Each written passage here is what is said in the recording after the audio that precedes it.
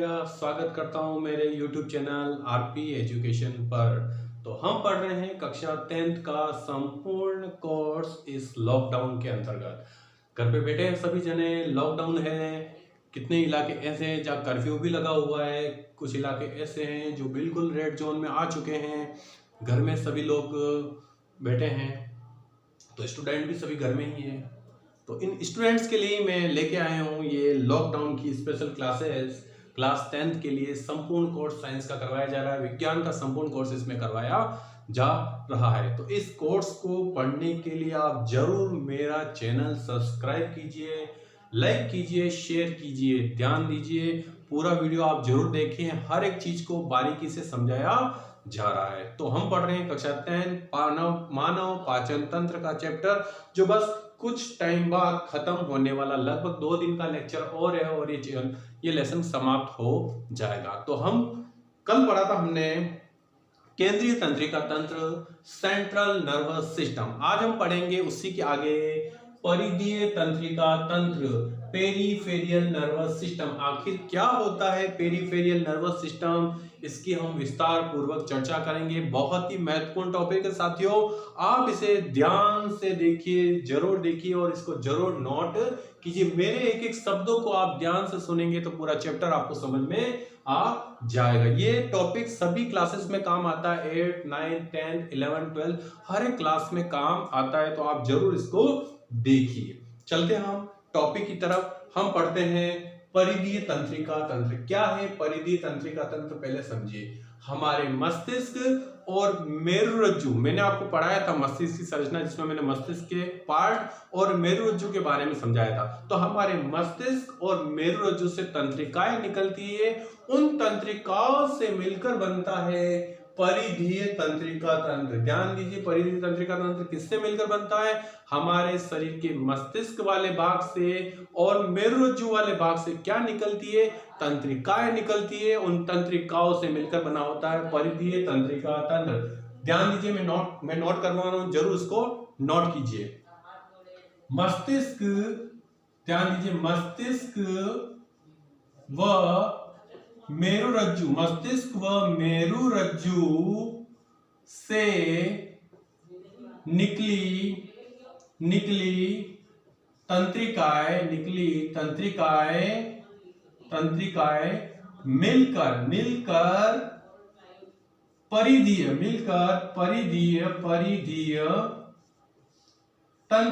मिलकर परिधीय तंत्रिका तंत्र का निर्माण करती है। परिधीय तंत्रिका तंत्र का निर्माण करती है। ध्यान दीजिए, परिधीय तंत्रिका तंत्र का निर्माण कैसे होता है? मस्तिष्क और मेरुरज्जु से क्या निकलती तंत्रिका, ये सब मिलकर किसका निर्माण करती है? परिधीय तंत्रिका तंत्र का निर्माण करती है। किसका निर्माण होता है? परिधीय तंत्रिका तंत्र का निर्माण होता है। आगे चलते हैं, परिधीय तंत्रिका तंत्र कितने भागों में बटा हुआ होता है? तो परिधीय तंत्रिका तंत्र 2 भागों में बटा होता है, कायिक तंत्रिका तंत्र और स्वायत्त तंत्रिका तंत्र। तो परिधीय तंत्रिका तंत्र के कितने भाग हैं? इसके 2 पार्ट है, 2 भागों में डिवाइड होता है। कायिक तंत्रिका तंत्र, मैं पूरा नाम नहीं लिख कर मैं शॉर्ट नाम लिख रहा हूं, ध्यान दीजिए। कायिक तंत्रिका तंत्र और दूसरा भाग होता है स्वायत्त तंत्रिका तंत्र। ध्यान दीजिए, दूसरा भाग का नाम क्या होता है? स्वायत्त तंत्रिका तंत्र। तो 2 भागों से मिलकर बना होता है परिधीय तंत्रिका तंत्र, कायिक तंत्रिका तंत्र और स्वायत्त तंत्रिका तंत्र। अब चलते हैं कायिक तंत्रिका तंत्र। क्या काम होता है कायिक तंत्रिका तंत्र का, समझिए। इच्छा के अधीन क्रिया संपादित करता। हमारी जो इच्छा होती है वो सभी काम किसके द्वारा संपादित होते हैं? कायिक तंत्रिका तंत्र के द्वारा संपादित होते हैं। जैसे मेरी मर्जी, मुझे खाना खाना है या नहीं खाना है, मेरी इच्छा है मुझे पानी पीना है या नहीं पीना है। तो मेरी जो इच्छा के अधीन जितने भी कार्य होते हैं, मेरी मर्जी के, मुझे चलना है, मुझे नहीं चलना है, तो मेरी इच्छा के अधीन जितने भी कार्य होते हैं वो कायिक तंत्रिका तंत्र द्वारा संपादित किए जाते हैं। अब चलते हैं स्वायत्त तंत्रिका तंत्र। स्वायत्त तंत्रिका तंत्र का काम होता है इच्छा के अधीन संचालित नहीं होते हैं, मतलब कि आपकी इच्छा उसके ऊपर नहीं चलती है। कहने का मतलब श्वसन की क्रिया चल रही है, आपके ऊपर डिपेंडेंट, सांस चल रही है हमारी, तो आपकी कोई इच्छा नहीं उसके ऊपर, पाचन क्रिया हमारे शरीर में हो रही है, हमारे शरीर में भोजन पच रहा है, तो हमारी कोई इच्छा पर कंट्रोल नहीं है, वो अपने आप शरीर में वो क्रिया चल रही है। हृदय की धड़कन, जिस पर आपकी इच्छा का कोई नियंत्रण नहीं होता है, वो सभी कार्य स्वायत्त तंत्रिका तंत्र द्वारा नियंत्रित किए जाते हैं या संचालित किए जाते हैं। अगली बात करते हैं, जो स्वायत्त तंत्रिका तंत्र होता है इसको वापस कितने भागों में डिवाइड किया गया है? स्वायत्त तंत्रिका तंत्र को दो भागों में डिवाइड किया गया है, एक है अनुकंपी तंत्रिका तंत्र और दूसरा है परानुकंपी तंत्रिका तंत्र। तो देखिए स्वायत्त तंत्रिका तंत्र को कितने भागों में डिवाइड किया गया है उसको मैं समझा रहा हूं, ध्यान से आप देखिए। स्वायत्त तंत्रिका तंत्र, तो मैं लिखता हूं यहां, ध्यान से देखिए। स्वायत्त तंत्रिका तंत्र, स्वायत्त तंत्रिका तंत्र, स्वायत्त तंत्रिका तंत्र को दो भागों में डिवाइड किया गया है। कितने भागों में डिवाइड किया गया है? दो। एक होता है हमारा अनुकंपी अनुकंपी तंत्रिका तंत्र और दूसरा होता है परानुकंपी। एक होता है अनुकंपी और दूसरा होता है परानुकंपी तंत्रिका तंत्र। पूरा नाम जरूर नोट करें। एक होता है अनुकंपी तंत्रिका तंत्र और दूसरा होता है परानुकंपी तंत्रिका तंत्र। अनुकंपी तंत्रिका तंत्र क्या काम करता है? आपात परिस्थितियां, जब कोई हमारे सामने आपात कंडीशन आ जाती है, इमरजेंसी कंडीशन हो जाती है, अचानक हमारे सामने कोई कंडीशन घट जाती है और उसमें आपके शरीर में उत्तेजना पैदा होती है, एकदम अग्रेसिव हो जाते हो, उत्तेजना पैदा होती है, तो उसको कंट्रोल करने का काम आपात परिस्थिति में सक्रिय होता है। इमरजेंसी जो कंडीशन होती है हमारे जीवन की, उसके अंदर ये सक्रिय होता है। दूसरा, उत्तेजना को नियंत्रित करता है। क्या करता है ये? उत्तेजना को नियंत्रित करता है। कौन? अनुकंपी तंत्रिका तंत्र। परानुकंपी तंत्रिका तंत्र, परानुकंपी तंत्रिका तंत्र हमारे जो विश्राम अवस्था की होती है, जब हम आराम कर रहे होते हैं, रेस्ट कर रहे होते हैं, उस समय सक्रिय कौन होता है? परानुकंपी तंत्रिका तंत्र। तो अनुकंपी तंत्रिका तंत्र आपात स्थिति में सक्रिय होता है, उत्तेजना की स्थिति में सक्रिय होता है, उसको नियंत्रित करता है। और परानुकंपी तंत्र विश्राम अवस्था में अधिक सक्रिय होता है। इस तरह मैंने आपको बताया स्वायत्त तंत्रिका तंत्र कितने भागों में बांटा गया? अनुकंपी तंत्रिका तंत्र और परानुकंपी तंत्रिका तंत्र। अब हम आगे चलते हैं, तो ध्यान से देखिए। इस बोर्ड के एक तरफ एक डायग्राम बना हुआ है, ध्यान से देखिए। वह डायग्राम किसका है? तंत्रिका की संरचना है, जिसको बोल सकते हैं तंत्रिका कोशिका। तंत्रिका की संरचना बनी हुई है, तंत्रिका कोशिका की संरचना बनी हुई है।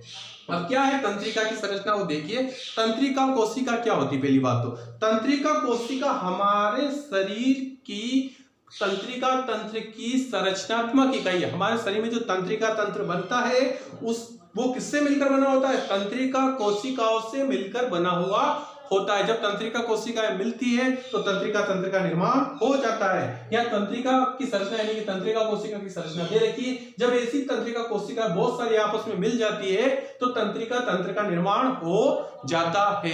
ये तंत्रिका कोशिका का डायग्राम है, ध्यान से देखिए। इसकी ऊपरी संरचना दूरमाश्य कहलाती है। सेंटर में निजेल ग्रेन्यूल पाए जाते हैं, छोटे छोटे कणिकाएं दिखती है, सेंटर में केंद्रक पाया जाता है। और ये जो खाली जगह पूरा स्पेस जो फैला हुआ है इसको कोशिका काय कहते हैं। बीच में गोलाकार संरचना आपस में ज्वाइंटेड है, इनको तंत्रिकाक्ष कहते हैं। पीछे की तरफ देखिए, साइड में तंत्रिकाक्ष का अंतिम सिरे निकले हुए हैं और यहाँ गोलाकार कोने पर छोटे छोटे बिंदुनुमा संरचनाएं दिख रही है, इनको सिनेप्टिक पुट्टिकाएं कहते हैं, सिनेप्टिक पुट्टिकाएं कहते हैं। अब ध्यान से देखिए तंत्रिका की संरचना के बारे में क्या काम होता है।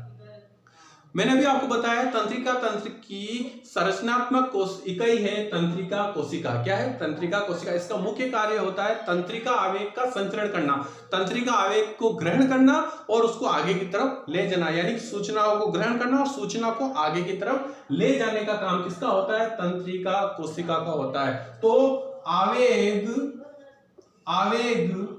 को ग्रहण करना, मैं ऊपर वाला हटा देता हूं, कंफ्यूज ना हो आप, ध्यान से देखिए। तंत्रिका आवेग को ग्रहण करना, तंत्रिका आवेग को ग्रहण करना तथा संचरण करने का कार्य तंत्रिका कोशिका का होता है। तंत्रिका कोशिका का होता है। तंत्रिका कोशिका का एक कार्य, मुख्य कार्य है। आगे चलते हैं। कोई भी तंत्रिका कोशिका होती है उसके 3 भागों में डिवाइड होती है। इसकी मुख्य रूप से कितने भाग होते हैं? 3 भाग होते हैं। तो तंत्रिका कोशिका कितने भागों में डिवाइड होती है? 3 भागों में बटी होती है। कितने भागों में बटी होती है? 3 भागों में बटी होती है। तंत्रिका कोशिका कितने भागों में बटी होती है? 3। एक होता है ध्रुमाश्य, दूसरा होता है ध्रुमाश्य, ध्यान से, पहला भाग ध्रुमाश्य, दूसरा होता है कोशिकाकाय, कोशिकाकाय, दूसरा भाग होता है कोशिकाकाय, और तीसरा भाग होता है तंत्रिकाक्ष, तंत्रिकाक्ष, ये इसका तीसरा भाग होता है। इस तरह तंत्रिका कोशिका 3 भाग है, ध्रुमाश्य, कोशिकाकाय और तंत्रिकाक्ष, इसके 3 भाग होते हैं। आगे की बात करते हैं हम। कोई भी तंत्रिका कोशिका होती है वो तंत्रिका कोशिका मिलकर तंत्रिका तंत्र का निर्माण करती है। अब क्या होता है? तंत्रिका कोशिका जो होती है वो वैद्युत रासायनिक संकेत, कौन सा संकेत? वैद्युत रासायनिक संकेतों को ग्रहण करती है और एक स्थान से दूसरे स्थान पर ले जाती है। जो भी सूचना इसको मिलती है वो वैद्युत रासायनिक संकेत के रूप में मिलती है। किस रूप में मिलती है? वैद्युत रासायनिक संकेत के रूप में सूचनाएं मिलती है। किसको मिलती है? तंत्रिका कोशिका को। और एक तंत्रिका कोशिका से दूसरी तंत्रिका कोशिका में ये सूचनाएं पहुंच जाती है। तंत्र के बारे में मैंने अभी बोला था, आपको ध्यान समझिए। तंत्रिका कोशिका जो होती है ऐसी तंत्रिका कोशिका जो आपस में कनेक्टेड होती है, तंत्रिका तंत्र का निर्माण होता है। अब सूचना कैसे आगे जाती है उसको समझिए। सूचना कैसे जाती है उसको ध्यान से देखना। मैं आपको तंत्रिका कोशिका की क्रियाविधि समझा रहा हूं। क्या समझा रहा हूं? तंत्रिका कोशिका की क्रियाविधि कि वो कैसे कार्य करती है। तो देखिए, सबसे पहले सूचना ध्रुमाश्य में आती है। ध्रुमाश्य से किसमें जाती है? कोशिकाकाय में जाती है। कोशिकाकाय से किसमें जाती है? तंत्रिकाक्ष में जाती है। और इसके बाद सूचना इसी प्रकार की दूसरी तंत्रिका कोशिका इसके पीछे जुड़ी होती है, वहां के ध्रुमाश्य में चली जाती है सूचना। ध्यान से देखिए, वापस सूचना सबसे पहले ध्रुमाश्य में आती है, फिर उसके बाद कोशिकाकाय में आती है, फिर तंत्रिकाक्ष में आती है, और ऐसी ही तंत्रिका कोशिका पीछे की तरफ जॉइंटेड होती है, वहां पर सूचना चली जाती है। किसके वाले भाग में? दूसरी कोशिका के ध्रुमाश्य वाले भाग में वो सूचना चली जाती है। अगली बात करते हैं। जब ऐसी तंत्रिका एक कोशिका दूसरी तंत्रिका कोशिका से कनेक्टेड होती है तो ये पीछे जो पार्ट दिख रहा है तंत्रिकाक्ष का सिरा दूसरी तंत्रिका कोशिका के ध्रुमाश्य वाले सिरे से जॉइंट होता है। ये दूसरी तंत्रिका कोशिका इसके पीछे होती है, वहां जॉइंट होता है। तो ये दोनों बिंदु जब इसके जुड़ते हैं, इस तरह का जो पार्ट इससे जुड़ता है, तो यहाँ पर सिनेप्स पाए जाते हैं। क्या पाए जाते हैं? यहाँ सिनेप्स पाए जाते हैं। और सिनेप्स का मतलब ये होता है दो तंत्रिका कोशिका जब जुड़ती है तो बीच में जो खाली स्थान पाया जाता है उसे सिनेप्स कहते हैं। और छोटी छोटी बिंदुकार संरचना को बोलते हैं सिनेप्टिक पुट्टिकाएं। क्या बोलते हैं उन्हें? सिनेप्टिक पुट्टिकाएं कहते हैं। तो एक तंत्रिका कोशिका दूसरे तंत्रिका कोशिका जुड़ती है तो उसे संधि स्थल या फिर सिनेप्स कहा जाता है। संधि स्थल भी कह सकते हैं और सिनेप्स भी कह सकते हैं। और वहां पाई जाती है छोटी छोटी सिनेप्टिक पुट्टिकाएं पाई जाती है। आगे की बात करते हैं। सूचनाएं जब जाती है एक स्थान से दूसरे स्थान पर तो उस सूचना को शक्तिशाली बनाने का काम कौन करता है?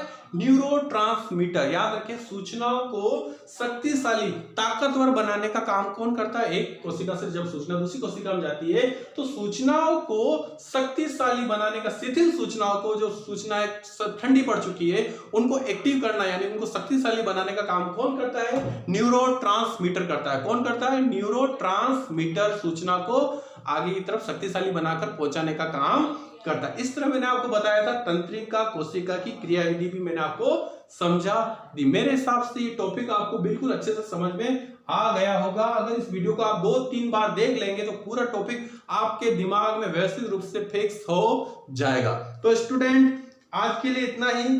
कल मैं फिर मिलता हूं पुनः नए वीडियो के साथ में। तो धन्यवाद। जय हिंद, जय भारत। लेकिन जाने से पहले मैं यही कहूंगा कि मेरे YouTube चैनल को जरूर सब्सक्राइब कीजिए, लाइक कीजिए, शेयर कीजिए और ज्यादा से ज्यादा मात्रा में इसका बेल आइकन पर क्लिक जरूर कीजिए ताकि आपको नए वीडियो का नोटिफिकेशन जरूर मिल जाए। और जो भी नए व्यक्ति जब मेरे चैनल पे आ रहे हैं तो जरूर इसको सब्सक्राइब कीजिए ताकि उनको भी इसका लाभ मिल सके। तो दोस्तों, धन्यवाद। जय हिंद, जय भारत।